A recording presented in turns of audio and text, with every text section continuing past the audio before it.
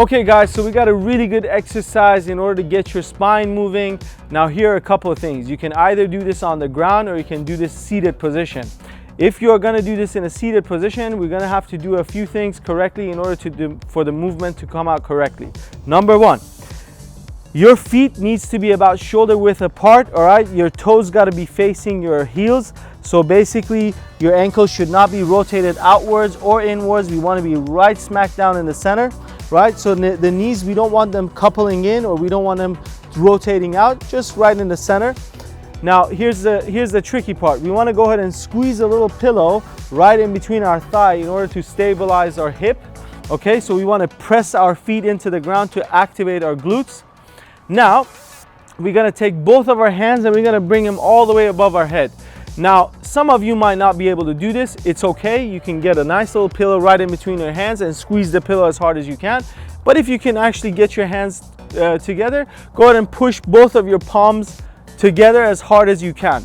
Now, the movement is going to start with a little bit of a chin tuck, and you're going to allow the weight of your head to take your spine forward, and you're going to try to do it segment through segment. I want you to feel your spine moving forward as much as you can.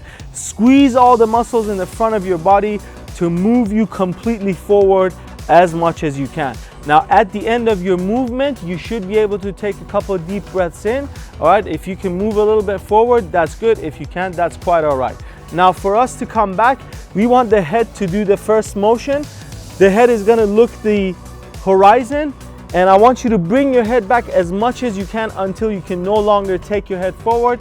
Now, here's the tricky part. You're going to take your arms all the way up. As soon as your eyes meet the hands, they will follow. So you're going to go extend your mid back all the way as much as you can. Extend all the way through your lumbar spine. Make sure you don't lose your balance, okay? Take a couple of deep breaths there. Come back to the center.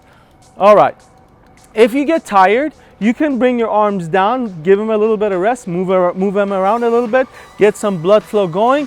Then we're going to go back and start our exercise. Now this time around, we're going to do the lateral bending side to side. So what we're going to do is we're going to go ahead and push one of the palms into the other hand, and our neck is going to follow down through it. We're going to get a really nice stretch on the side of our body. Make sure your hip does not rise up. Okay, take a deep couple of breaths in. Try to get your hands in line with your shoulders as much as you can. Your arms are going to want to move forward at all times, but you try to limit that. Come back in the center. If you need to rest, go ahead and do so. If not, we can go ahead and continue, right? So she's been doing that for a little while. She's getting tired. All right, so we're going to get the palm. We're going to push it into our hands. We're going to get the nice stretch right into our side. Don't forget your neck has to go, so feel the weight of your head. All right, do not let your hip rise up. Take a couple of deep breaths in, bring them down to your lumbar spine. Go back in the center. If you get tired, give your arms a little bit of rest. We are almost there. Don't quit yet. All right, so arms gonna go all the way up. Now we're gonna turn to the right and turn to the left. Now here's the trick.